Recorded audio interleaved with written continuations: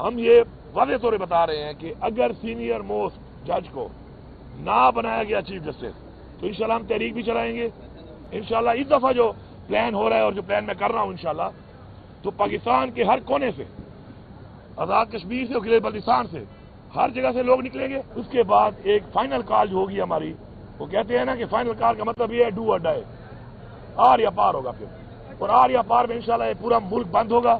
دیکھیں اسلام آباد جو ہے وہ ہمارا کیپٹل ہے، ہمارا دارالخلافہ ہے، اور ظاہری بات ہے اسلام آباد ہی ہمارا وہ ایک ٹارگٹ ہوتا ہے کہ جہاں پہ جا کے پرامن طریقے سے اپنا احتجاج ریکارڈ کروائیں. جہاں تک بات ہے احتجاج کی وجوہات کی، وہ آپ کے سامنے ہے. ہمارا لیڈر عمران خان بے گناہ جیل میں ہے. ہماری پارٹی کے ساتھ جس طریقے سے مینڈیٹ چوری کیا گیا اس کے لیے بھی ہماری ایک تحریک، سیاسی تحریک ہم نے شروع کی ہوئی ہے. ساتھ ساتھ ابھی جو یہ مزید اور جو حرکتیں کر رہے ہیں جیلی آئینی ترمیمیں کر کے، ڈاکے مار کے، جس طریقے سے یہ ہمیشہ سے انہی پارٹیوں نے، انہی لوگوں نے، اشرافیہ نے یہ کیا ہے کہ اداروں کو اپنے نیچے انہوں نے محکوم کیا ہے.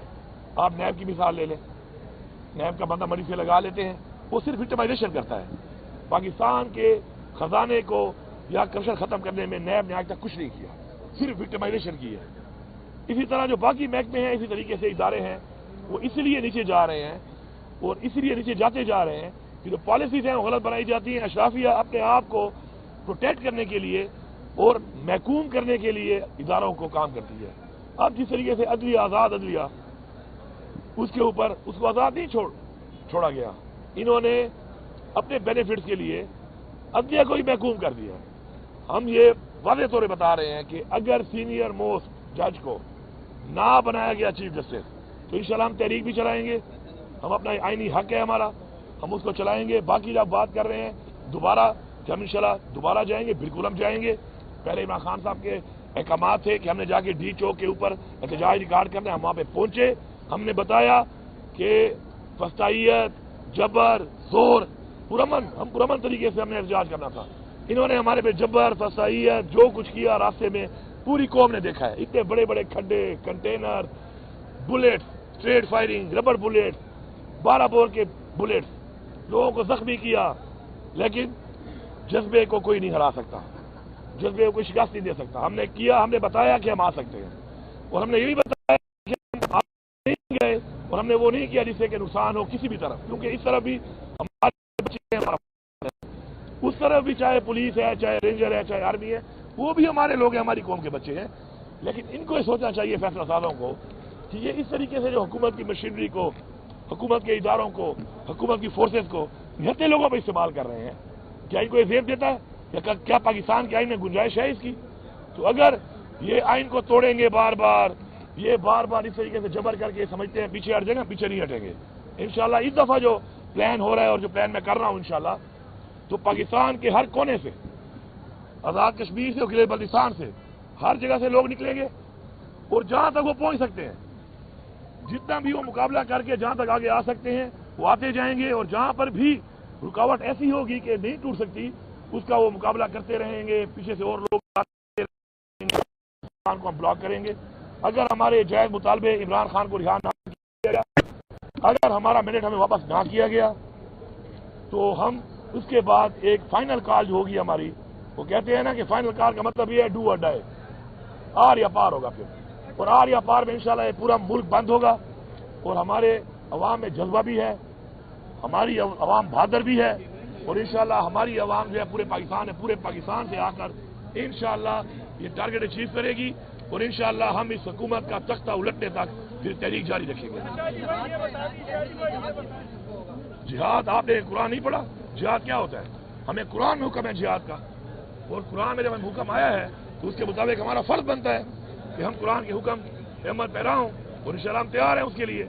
اگر ہمیں اپنے ملک کے اندر جو اسلام کے نام پہ ملک بنا ہے اس کے اندر اگر یہ جو جس طریقے سے فرونیت اور بدماشی، آئین کو توڑ کر، قانون کو توڑ کر اپنی مرضی کے اقدامات کریں گے، لوگوں کا مینڈیٹ جمہوریت کا چوری کریں گے، اور اس کے بعد لوگوں کو اغوا کریں گے، لوگوں کے بچوں کو اٹھائیں گے، لوگوں کی فیملیوں کو اٹھائیں گے، لوگوں کے ضمیر خریدیں گے، تو یہ سمجھتے ہیں کہ میں یہ سمجھتا ہوں کہ اگر یہ سمجھتے ہیں کہ ایسے حالات میں ہم ان کو ایسے ہی چلنے دیں گے تو ایسا نہیں ہے. ہم پرامن ضرور ہیں لیکن انشاءاللہ ہمیں جو حکم ہے اسلام میں قرآن میں ہم انشاءاللہ اعلان کیا ہے اس اعلان پہ انشاءاللہ عمل درآمد کریں گے اور پوری قوم کی ان سے جان چھڑوائیں گے. پاکستان کی معیشت سے لے کر پاکستان کا ہر ادارہ اس وقت انہوں نے تباہ کر دیا ہے. انہی لوگوں کی وجہ سے آج ہمارا ملک یہاں پہنچا ہوا ہے.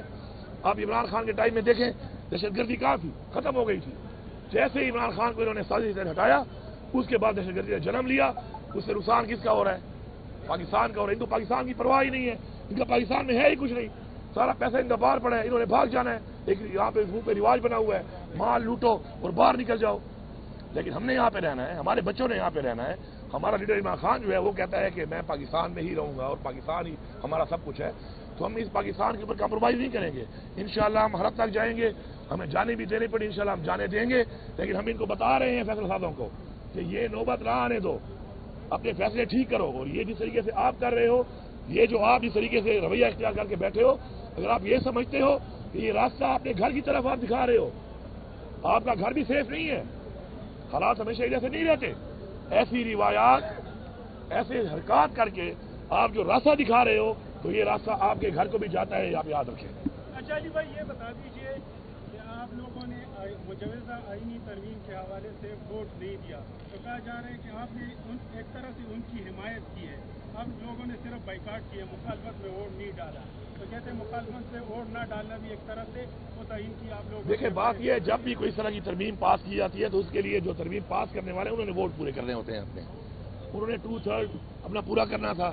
اور ہمارے تو لوگوں کو جس طرح اغوا کیا جا رہا تھا اور جو حالات بنے ہوئے تھے ہم نے تو اپنے لوگوں کو پروٹیکٹ کیا ہوا تھا کیونکہ ان کو اغوا کر رہے تھے, ان کے پیچھے پڑے ہوئے تھے, ان کو غائب کر. ابھی ہمارے بہت سے لوگ غائب ہیں. تو اس میں بندے چونکہ انہوں نے پورے کرنے ہوتے ہیں اور وہ چاہے وہ کانفیڈنس کا ووٹ ہو, نو کانفیڈنس کا ہو یا کوئی بھی طرح کی ترمیم ہو, تو اس میں ووٹنگ ان کی میٹر کرتی ہے جنہیں ترمیم پاس کرنی ہوتی ہے. باقی میں ویسے بھی پوری قوم کو بتا دوں ایک بات کہ اچھا ہے کہ مشکل حالات ہمارے پہ آ گئے تاکہ پتہ چلے, مشکل حالات میں پتہ چلتا ہے کہ نسلی کون ہے اور اصلی کون ہے اور بے نسل کون ہے. تو اچھی بات ہے, یہ کوئی بہانہ نہیں ہے. میرے پہ سختی تھی, بزدلی اور غداری. جب آپ نے چھرا گھوم دیا اپنے لیڈر عمران خان کی کمر میں تو آپ ایک ہی زمرے میں آتے ہیں. بزدل بھی اسی زمرے میں آتا ہے کہ بزدلی سے غداری کی یا زمین فروش پیسے لے کے غداری کی. غدار غدار ہے, تاریخ میں غدار کا ایک ہی نام ہے کہ وہ غدار ہے. یہ سارے غداروں سے جان چھوٹ رہی ہے.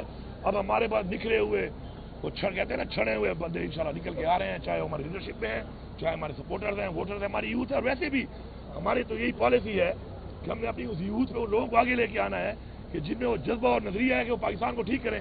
تو اچھی بات ہے, یہ روایتی لوگوں سے, یہ غداروں سے, زمین فروشوں سے جان چھوٹ رہی ہے.